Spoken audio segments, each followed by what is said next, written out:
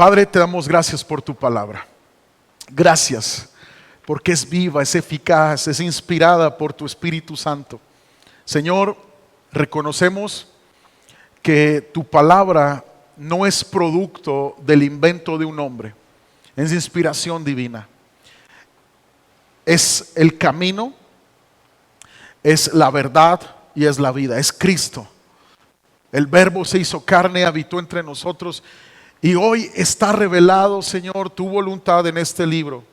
Lo valoramos, lo honramos, Señor. Ayúdanos a poner por obra esta palabra. Ayúdanos a conocerte más a través de ella.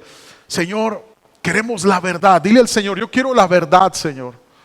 Yo no quiero vivir en engaño. Yo no quiero vivir en la mentira. Quiero vivir en la verdad.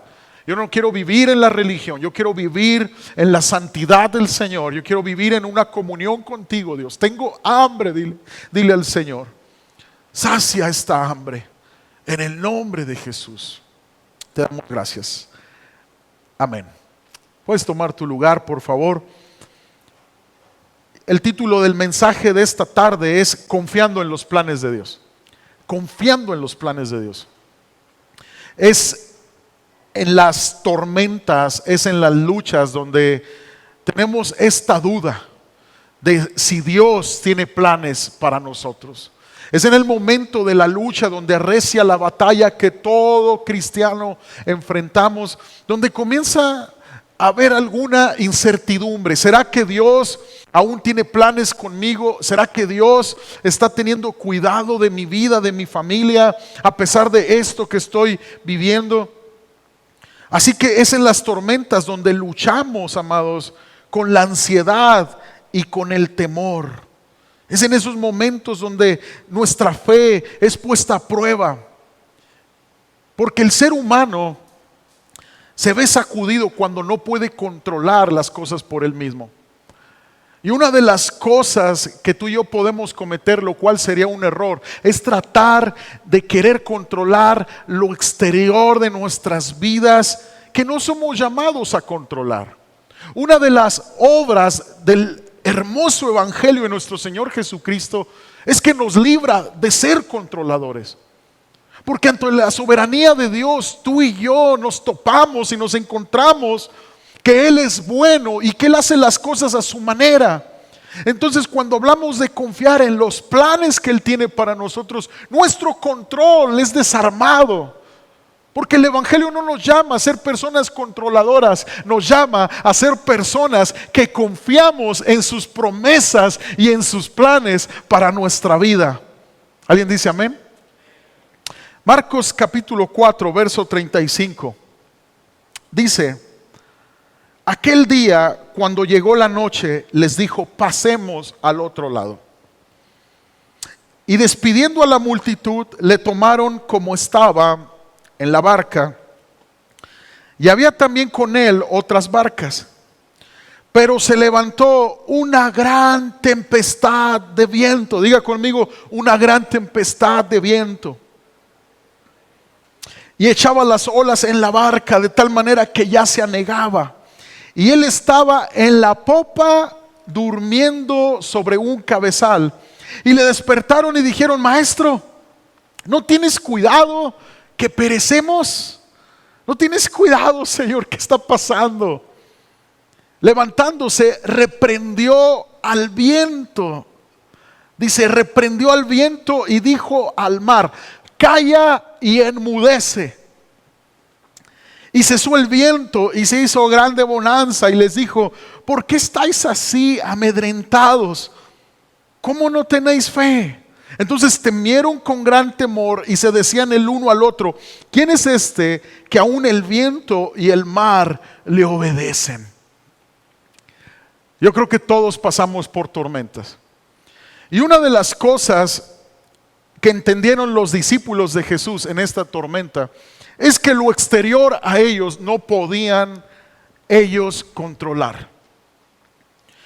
Y como dije al principio, el error que podemos cometer es que nos esforcemos y luchemos y vivamos todo el tiempo queriendo controlar lo externo, cuando Dios en su gracia nos ha dado la facilidad de poder tener un dominio propio. El Evangelio nos lleva a tener un dominio propio en medio de las tormentas. ¿Qué aprendieron los discípulos en este momento? Aprendieron que no podían controlar el mar, que ellos no podían controlar las tormentas de la vida, pero ellos podían confiar en los planes de Dios y mantener su corazón lleno de fe, aquel que hace enmudecer al mar, callar al mar, aquel que trae esa bonanza cuando todo está perdido, aquel que sí puede sujetar todo bajo sus pies. ¿Alguien dice amén a eso? Ahora, ¿cuál es el contexto de esta situación? Jesús había estado enseñando la parábola del sembrador. Había estado enseñando la parábola de la semilla de mostaza. Y él había estado enseñando con estas parábolas de la importancia de desarrollar una fe creciente y tener un corazón correcto para recibir la palabra de Dios. Él había estado enseñando de despojarse de la dureza, de despojarse del afán, de la preocupación de este tiempo. Él había estado enseñando de dejar la fe superficial, que cuando las cosas van bien, se goza en el Señor, pero cuando las cosas van mal, se aleja la gente del Señor. Él había estado tratando con esto. Y había estado llevando a sus discípulos y a todos aquellos que lo escuchaban a comprender que la fe tiene que ser tratada por Dios y llevada a un nivel de una fe robusta y una disposición del corazón para recibir la palabra, para que esa palabra dé fruto. Así que estamos después de estas enseñanzas. Quiere decir que esta tormenta que estaban pasando los discípulos era la oportunidad que Dios estaba permitiéndoles vivir para poner en práctica la fe que Dios había puesto en sus corazones. Las adversidades de la vida, las tormentas de la vida, son esos momentos que Dios permite para que tú y yo pongamos en práctica lo que hemos aprendido en cuanto a confiar en los planes de Dios. Los momentos difíciles, cuando la vida se empieza a poner medio violenta, cuando comenzamos a tener esas luchas de cualquier índole en casa, es la oportunidad que Dios está permitiendo para que tú y yo crezcamos en fe. De ninguna manera la tormenta es para que tú te alejes del Señor. De ninguna manera la tormenta es para que tú pienses que Dios no se interesa en tu situación. De ninguna manera la adversidad es para que tú dudes del Señor. Las tormentas son oportunidades para crecer en fe. Ahora, vamos a ver algunos principios que tú y yo podemos aplicar cuando estamos en tormentas. Principio número 1. Una sola palabra de Dios. Di conmigo, una sola palabra de Dios es suficiente para sobrevivir esos momentos. ¿Por qué? Porque aquel día, cuando llegó la noche, les dijo, pasemos al otro lado. Pasemos al otro lado. Y en este versículo, Jesús sin más explicación dio esta indicación. Hey, vamos al otro lado, vamos a pasar, amigos. Vamos a pasar, discípulos. Vamos a llegar al otro lado. Yo creo que hubiera sido más sencillo para los discípulos de Jesús que Jesús les dijera, oigan, vamos a pasar al otro lado, pero no tengan miedo.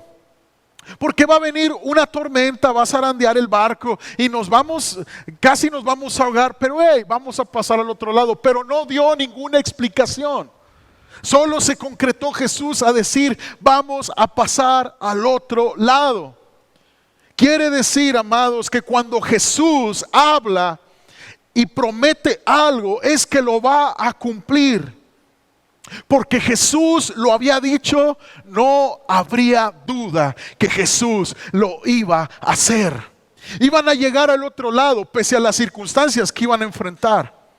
Y cuando tú te encuentras en alguna tormenta, tú tienes que recordar que una sola palabra o promesa de Dios es suficiente. Si Él ya te ha dicho, si Él ya nos ha dicho en su palabra que somos justificados en el sacrificio de Cristo, que somos llamados a una santificación donde el Espíritu Santo nos está llevando a ser cada vez más a su imagen en carácter y en obra, es que Él lo va a cumplir.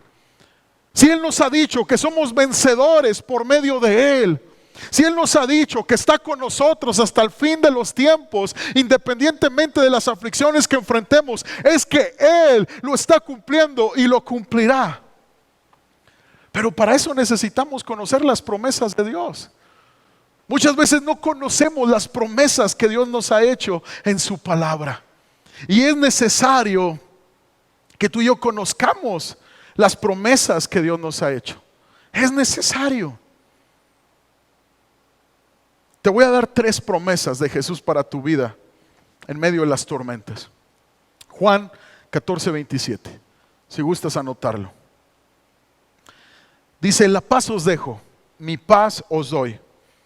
Yo no os la doy como el mundo la da. No se turbe vuestro corazón, ni tenga miedo. ¿Qué ha prometido darnos Jesús? La paz. La paz. Que una tarjeta de banco con mucho ahorro no puede dar, o una tarjeta con poco ahorro puede dar. La paz que no puede dar ningún médico. La paz que no puede dar ninguna persona, solo Jesús. Dice Juan 10:10, el propósito del ladrón es robar, matar y destruir. Mi propósito, dice, es darles una vida plena y abundante. Este es el propósito de Dios. Este es el propósito de Dios. Esta es una promesa de Dios para nuestras vidas. Otra promesa de Dios para nuestras vidas. San Juan 6:37 dice: todo el que el Padre me da, vendrá a mí. Y el que a mí viene, no le echo fuera, porque he descendido del cielo, no para hacer mi voluntad, sino la voluntad del que me envió, dice. Y esta es la voluntad del Padre, el que me envió, que todo el que me diere no pierda yo nada, sino que lo resucite en el día postrero.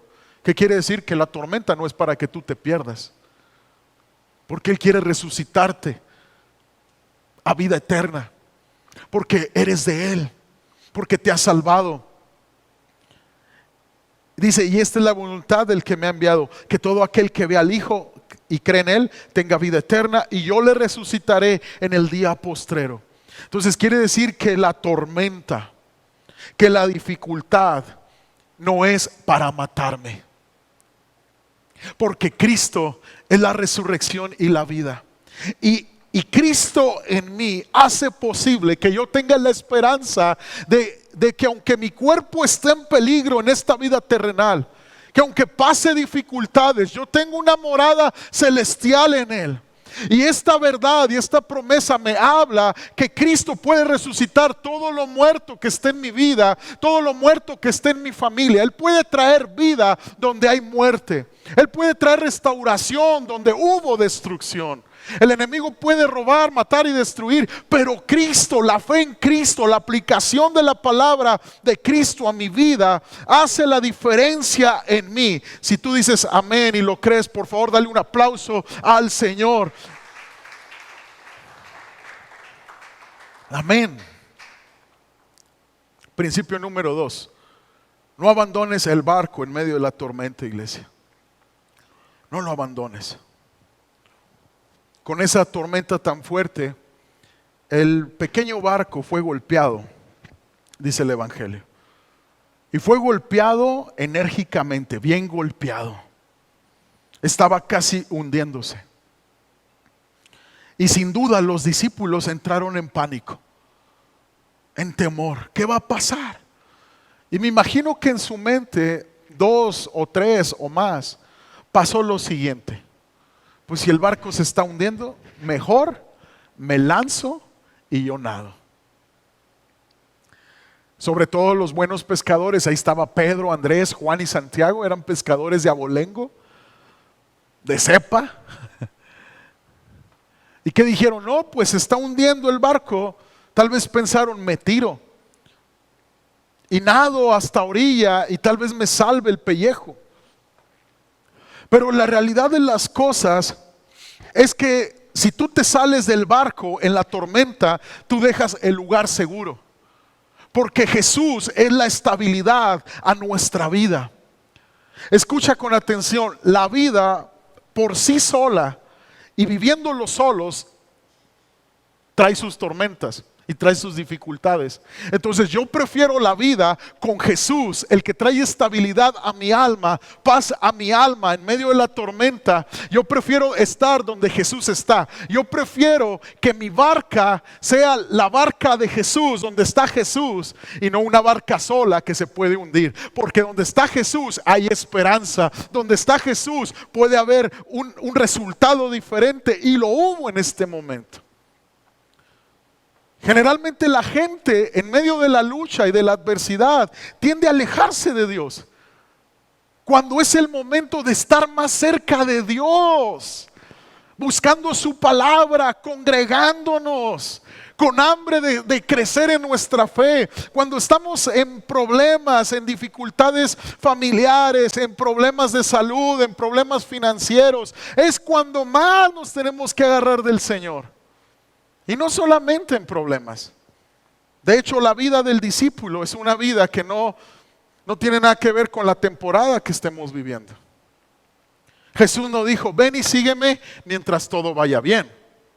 Y Jesús no dijo, ven y sígueme cuando estés en el suelo tocando fondo. No, Él dijo, ven y sígueme. Entonces la fe bíblica, la fe en Jesús es independientemente de lo que estés viviendo. Mucha gente no quiere seguir a Jesús porque tiene salud en este momento. Mucha gente tiene desinterés de la palabra de Dios porque pareciera que todo está bien en casa, tienen grandes trabajos y dicen, no necesito de Dios. Mucha gente está así. Pero lo que representa esta barca y lo que representa esta necesidad de paz de los discípulos es la necesidad que existe en todo corazón de cualquier ser humano. La necesidad de paz delante de Dios. La necesidad de estar bien delante de Dios. Y la Biblia dice, justificaos pues por la fe, tenemos paz para con Dios, y esto por medio de nuestro Señor Jesucristo. Jesucristo es necesario aunque te vaya bien y aunque te vaya mal. Jesucristo es el Salvador de tu alma. Porque tu alma no la rescatas ni con el oro más grande de todo el mundo, ni con la cuenta bancaria más grande de todo el mundo. Tu alma solo es rescatada por Cristo Jesús, que murió en la cruz por ti. Dale un aplauso al Señor si lo puedes creer. Entonces, como Jesús está en el barco, la solución va a llegar tarde o temprano, iglesia. Quédate en el barco. Fuera del barco no hay nada para ti. Quédate en el barco. Yo siempre les digo, no dejes de venir a la iglesia. Aunque la voz del condenador, del acusador te diga, ¿a qué vas? No eres buen cristiano. Otra vez fallaste, otra vez la regaste. Esa es la voz del enemigo. Pero la voz del Espíritu Santo te dice, levántate, yo estoy contigo. Hay gracia para vencer, hay gracia para perdonarte, hay gracia para levantarte. Si puedes en mí, no es en tus fuerzas, es en las fuerzas del Espíritu Santo. Pero no te bajes de la barca. Mucha gente se empieza a quejar cuando le va mal. Pero Jesús nunca prometió a sus seguidores que no iban a tener valles por donde pasar, que no iban a tener dificultades en la vida. No, Él prometió siempre estar en los valles, en el recio de la batalla, en esos momentos de dificultad que hasta físicamente te faltan fuerzas. No te bajes del barco, porque ahí está Jesús. Ahí está la palabra que te sustenta. Ahí está el gozo de tu salvación. Ahí está la gracia que te levanta. Juan capítulo 15 verso 4 dice: permanezcan en mí y yo permaneceré en ustedes, pues una rama no se puede producir fruto si la cortan de la vid, y ustedes tampoco pueden ser fructíferos a menos que permanezcan en mí. Entonces no podemos hacer nada si no permanecemos en Cristo. No podemos hacer nada. ¿Sabes lo que está haciendo Jesús durante lo que estaba haciendo Jesús durante la tormenta, iglesia? Ahí en el verso 38 dice que estaba durmiendo. Esos momentos donde estás en crisis, que sientes que Dios está durmiendo, que Dios no está ahí. Y a veces clamamos en medio de la tormenta: ¿por qué parece, Señor, que no me amas? Parece que no me escuchas. ¿Qué está sucediendo? ¿Dónde estás, Jesús? ¿Por qué no respondes? Y a veces nos sentimos que a Dios no le importa nuestra condición. Ahora que más te necesito, no te escucho. Se siente tan distante tu presencia que parece que estás dormido. Tienes que saber, iglesia, que Él no está dormido, pero tampoco está nervioso como tú, desesperado como tú. Él no está ansioso como tú. Y aunque pareciere desinteresado, la realidad es que está muy interesado en tu situación, pero Él sabe qué es lo que va a hacer, cuándo y cómo. Jesús no está preocupado pensando: ¿cómo voy a sacarlo de este aprieto? Él no está en angustia pensando: ¿cómo lo voy a sacar adelante? No, Dios sabe muy bien cómo sacarte de tu tormenta si le permites obrar en tu corazón. Algo que le enseñó esa tormenta a los discípulos es de que no podían controlar la vida, pero sí podían someter su corazón a confiar que Dios tenía un plan mejor. Y el hecho de que Jesús estuviera dormido refleja que se encontraba en perfecta paz. Y debemos de aprender de esa paz y seguridad y confianza en que Él tiene todo en su mano. Porque si estaba dormido no es una indiferencia a sus discípulos, es que estaba cansado. Había predicado por horas ese día y días anteriores. Había enseñado a las multitudes, había orado por los enfermos. Eso me maravilla a mí. ¿Sabes por qué? Porque nos hace ver la humanidad de Jesús. Él fue 100% hombre y 100% Dios para tomar nuestro lugar en esa cruz y pagar nuestra deuda delante de Dios, nuestros pecados. Pero nos hace ver que si estaba dormido es que estaba descansando porque tenía paz en el Señor.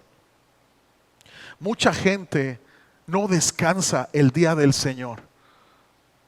Mucha gente no descansa de sus labores, de sus preocupaciones, confiando en el Señor. ¿Por qué? Porque se bajan de la barca. Se bajan de la barca, piensan que mejor nado a la orilla, mejor en mis esfuerzos. Jesús, tú estás tardando mucho en aquietar esto. Pero eso es una paz falsa la que puedan lograr tener según esto. Pero yo te lo aseguro que eso no es paz. No es la paz como el mundo la da. No es la paz de Dios. Yo me gozo cuando los domingos el pueblo de Dios es convocado, el día del Señor, el día del descanso. Me gozo porque estamos descansando de nuestras obras, de nuestros trabajos, dedicándole al Señor un momento para ser renovados, para presentar adoración. ¿Por qué? Porque estamos convencidos que Él es nuestra paz. Y eso es lo que tú y yo somos llamados. Ahora, la paz no es pasividad, iglesia. La paz no es pasividad. Pareciera una contradicción, pero paz no es igual a pasividad. Paz significa tener confianza Y esta puede, escucha bien, y debe de estar ligada a un clamor genuino hacia Dios por su intervención. Porque el reino de los cielos, dice la palabra, que sufre violencia y los violentos lo arrebatan. Entonces una persona que dice, le voy a dejar todo en las manos de Dios, pero no tiene una vida de oración fuerte, poderosa, activa, viva, no está conociendo la paz de Dios. Porque la paz de Dios, amados, se obtiene en medio de lo recio de la batalla, en medio de la tormenta. La paz de Dios no se obtiene en una fe perezosa y postergadora. Después oro, después. La gente que no conoce la paz de Dios es porque no ha desarrollado una vida de oración. Y uno de los pilares fuertes de nuestra vida espiritual debe y puede ser la oración. Yo oro para que los miércoles esté saturado de oración en este lugar. Vénganse los miércoles, amados. Es igual de importante que el domingo. Véngase a orar. ¿Sabe por qué la iglesia del primer siglo tuvo tanto alcance y tanto poder espiritual? Porque no dejaban de orar. La oración y la palabra son las dos alas del ministerio.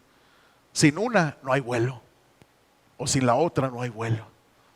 Cuando el pueblo de Dios ora, conoce la paz del Señor. Sin oración no hay paz. Ay, ya voy a descansar en el Señor, voy a confiar en el Señor, a ver la tele, a perderme las reuniones de la iglesia, a las albercas me voy mejor para desahogarme de mi semana de trabajo. Eso no es la paz del Señor. La paz de Dios viene cuando tu fe persevera, cuando estás en la barca con Cristo, cuando estás confiando en los planes de Dios, cuando estás conectado con la presencia de Dios. Si lo puedes creer, dale un aplauso al Señor porque estás bien serio.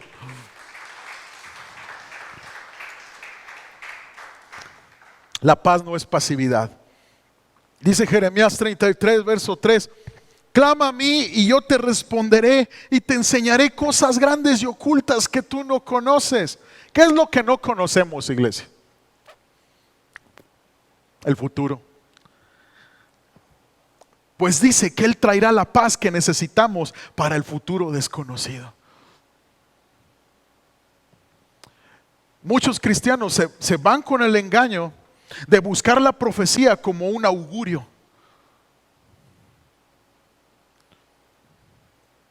Pero generalmente los cristianos que procuran la profecía de una manera que no es sana, que no es bíblica, porque la profecía fue traída para exhortar, para animar, para direccionar. Muchos cristianos creen en la profecía como una adivinación. Generalmente los cristianos que se desvían tras eso son cristianos que su presente no tiene una vida espiritual sana, llena de oración y llena de palabra. Porque el presente no es disfrutado y no es valorado como la palabra de Dios nos lleva a vivirlo, a valorarlo. El Señor nos dice que el todo del hombre es temer sus mandamientos. El todo del hombre no es conocer su futuro. Todos aquellos amantes del horóscopo, de la hechicería, de la brujería, eso no es el todo del hombre. Por lo tanto, siempre vas a vivir vacío, sin fruto en tu vida. Porque el todo del hombre es amar al Señor, temer sus mandamientos. Ese es el verdadero éxito. La ciudad tiene que impregnarse de la verdad de la palabra de Dios. En todos lados, en los postes, lectura del tarot, adivinación, hechicería. Yo quiero hablarte a ti que ves esta transmisión. El todo del hombre está en Cristo Jesús. Interésate en este presente que Dios te está dando para salvación. Y si quieres procurar tu futuro, procura una vida eterna con Cristo. La Biblia dice que el que tiene al Hijo de Dios, a Jesucristo, tiene la vida eterna. Si estás interesado en tu futuro, ve por lo eterno, no por lo que te espera en 3 meses o en 10 años. Ve por lo que te espera en la eternidad y salva tu vida en Cristo Jesús. Le pido al Espíritu Santo que traiga convicción en esta tarde. Que las tormentas y las dificultades no es para que retroceda nuestra fe. Clama a mí y yo te responderé y te enseñaré cosas grandes y ocultas que tú no conoces. Señor, permítenos estar libres de preocupación por el mañana. Permítenos, Señor. Y hacer lo que tenemos que hacer en el presente. Hoy. Amar a los que tenemos que amar en el presente. Honrar a Dios en el presente. Deja de estar preocupado por el mañana, iglesia. Cuando estamos en una tormenta, normalmente hablamos de lo difícil que son nuestras tormentas, de lo alto que son nuestras olas, de lo grande que son nuestros gigantes. Y juntamos a la familia, juntamos a nuestros hijos y comenzamos a hablar en queja, en tristeza por lo que está sucediendo en la tormenta. Pero ¿qué sucedería en los hogares? Que en lugar de hablar cuán grande es nuestro problema, habláramos de lo grande que es Dios. Y nos juntáramos en familia diciendo, estamos pasando esto, pero nuestro Dios es más grande. Pero el Dios que nos amó, el Dios que está con nosotros es más grande que el demonio que está en el mundo. ¿Qué sucedería en los matrimonios, en el ambiente familiar, si se abriera la palabra, las promesas de vida eterna, de vida plena en Cristo Jesús, y se glorificara a Dios en lugar de glorificar el problema? ¿Qué sucedería? Qué ambiente tan glorioso y poderoso en nuestros corazones y en nuestros hogares. Ahí nuestros hijos quisieran estar. Ahí nuestros hijos quisieran estar, habitar. Entonces clamemos a Dios, amados, confiando y sabiendo que Él está actuando, que está consciente de la situación y que puede con la tormenta. Él puede con la tormenta. Ahora el verso 39, fíjate tranquilamente, con 2 palabras, en un instante, Jesús calmó la tempestad. En 2 palabras. ¿Qué le dice? Calla y enmudece. Calla y enmudece. Tranquilamente, con 2 palabras. Yo quiero decirte, iglesia, que te aseguro que ese momento tan anhelado va a llegar por encima de la tempestad que estás viviendo. Si confías en Jesús, si permites a Jesús obrar en tu corazón. Así que nuestra esperanza y confianza tiene que estar en Dios, no en nuestros recursos, no en nuestra propia sabiduría, sino en Dios. Sino en Dios, en sus planes. Algo está pasando, tú no lo ves, pero Dios está obrando. Y cada vez que tú le buscas, tú eres edificado en tu hombre interior. Por la palabra de Dios, dice la Escritura. Tú eres renovado en tu entendimiento y estás comprendiendo cada día la buena voluntad para tu vida, agradable y perfecta. Y tal vez muchos cristianos dicen, es que pues no veo tanta respuesta, no veo tanto cambio. Pero ¿por qué siempre pensamos lo negativo, iglesia? ¿Por qué siempre pensamos que Dios va a obrar como nosotros queramos? Las maneras de Dios son mejores que las nuestras. ¿Qué me dices del cambio de planes? ¿Qué me dices de cuando Dios cambia los planes? Tal vez tú habías soñado con un mejor trabajo, con una mejor situación, pero cambiaron los planes. Pues abraza el cambio de planes. Sigue confiando en Dios, pero sea abierto a su manera y a su tiempo, porque si nos aferramos a nuestros planes, iglesia, no permitiremos que Dios obre en sus planes. Así que ten un corazón abierto y sigue confiando en Dios. ¿Sabes cuál es la conclusión de la tormenta? Un momento tranquilo, pero llegan a orilla. Marcos capítulo 5, a la región de Gadara. ¿Y qué sucede en la región de Gadara? Dios libera al endemoniado gadareno.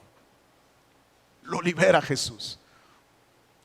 Se convierte en un discípulo de Jesús ese hombre. Y no solamente en un discípulo de Jesús, sino en un evangelista poderoso. Quiere decir que las tormentas nos preparan y son las antesalas de ver a Dios obrando de una manera que no esperábamos. Los discípulos se sintieron zarandeados en esa barca y de repente llegan y ven la obra de Dios en ese hombre, que nadie daba nada por él, que todo el mundo le tenía miedo, y ven esa conversión y pueden glorificar a Cristo verdaderamente. No solamente le obedece las olas, los vientos a nuestro Señor, sino los demonios se sujetan a Él. Porque es las tormentas las que nos permiten madurar en la fe y conocer más del carácter de nuestro Dios. Todo está bajo sus pies, iglesia. Es Cristo en su gracia y en su soberana voluntad. Cuando tú estés en tormentas, recuerda, mantente en la barca. Sigue confiando en los planes de Dios, porque Dios está preparando todo para que muchos gadarenos sean libres. Yo estoy convencido que las tormentas que Dios en su soberana voluntad permite pasar a sus discípulos fieles, y aún en general a la iglesia en estos tiempos, es porque Jesús está preparando a su iglesia para la gran cosecha de almas que viene antes de su venida, antes de su segunda venida, antes de que Cristo vuelva a poner sus pies sobre esta tierra y levante a su iglesia de este mundo. Viene una gran cosecha de almas donde muchos confesarán a Cristo como su Señor y Salvador. Pero la iglesia, amados, el instrumento por gracia y de gracia de Cristo, puede y debe de estar preparada para ese momento, porque Dios te va a usar a ti. Porque Dios te va a usar a ti para hablar, porque Dios te va a usar para abrazar. Y van a llegar esos hijos que no se resistían al evangelio, que no querían nada con Cristo. Yo quiero al Dios de mi madre. Yo quiero al Dios de mi padre. Porque si tú pasas la tormenta y tu testimonio es un testimonio de permanencia en la barca, de gratitud en la barca, de fidelidad en la barca, tarde o temprano van a venir aquellos que se resistían al evangelio y van a decir: yo quiero la fe que este hombre me ha demostrado con su ejemplo. Yo quiero al Dios que lo ha sustentado en los momentos más difíciles. Yo quiero a ese Dios que le ha consolado en las tragedias que ha vivido. Así que las tormentas, amados, son las antesalas para ver la gran obra de Dios. Aprende aún en las prisiones, no solamente en las tormentas. Filipenses 1:6. Pablo, desde la prisión de Roma, con sus planes drásticamente cambiados, amados, como preso, sin poder viajar y visitar todos los lugares que él había soñado, fue inspirado por el Espíritu Santo para escribir la carta a los filipenses. Y él escribió en Filipenses capítulo 1, verso 6: estando persuadido de esto, que el que comenzó en nosotros la buena obra, la perfeccionará hasta el día de Jesucristo. En una prisión. Recibe esta palabra para tu vida hoy, iglesia, para tu situación. Porque cuando el Nuevo Testamento habla de perfeccionar, no habla de una vida sin errores. Habla de madurez, de una fe completa, de una fe desarrollada. Entonces, Filipenses 1:6 se puede expresar así: estando persuadido de esto, que Dios, quien comenzó en ti la buena obra, la terminará, la acabará hasta el día de Jesucristo. ¿Alguien le da un aplauso al Señor, por favor?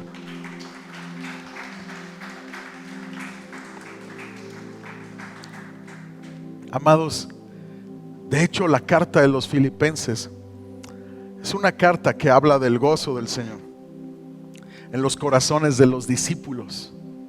El gozo del Señor que puede estar en el corazón de un discípulo independientemente de sus circunstancias. Y uno de los textos más impactantes que contiene esta carta es Filipenses 4:11 al 12. Dice: no es que haya pasado necesidad alguna vez, porque he aprendido a estar contento con lo que tengo. Di conmigo: contento. Dios está usando a un hombre en prisión para escribir esto. ¿Puedo estar contento en una prisión? ¿Puedo estar contento en una tormenta? ¿Qué es esto?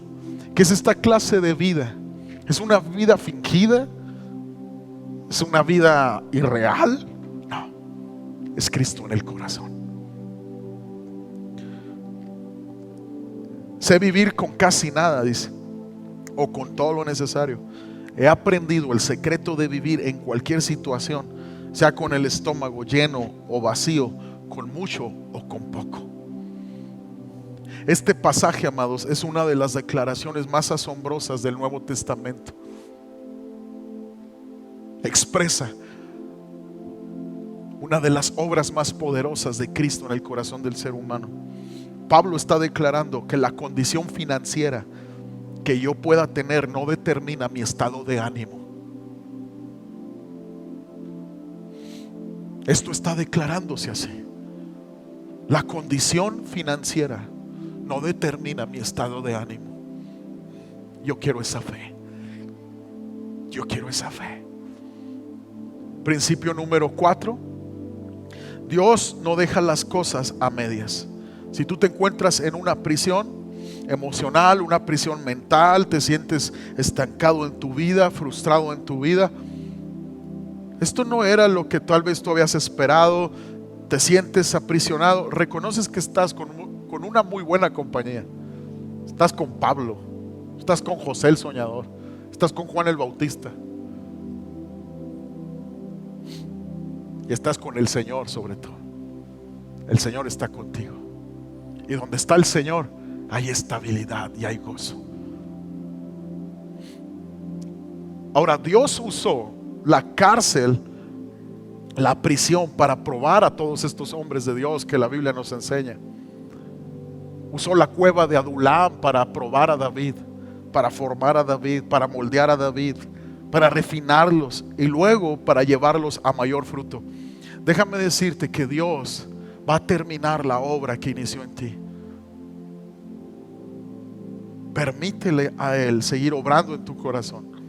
Las tormentas, las prisiones son para afinarnos, son para moldearnos. Dice Isaías 43, verso 1 al 2: ahora así ha dicho Jehová, creador tuyo, oh Jacob, y formador tuyo, oh Israel: no temas, porque yo te redimí, te puse nombre, mío eres tú. Cuando pases por las aguas, yo estaré contigo, y si por los ríos, no te anegarán. Cuando pases por el fuego, no te quemarás, ni la llama arderá en ti. Tú no estás solo.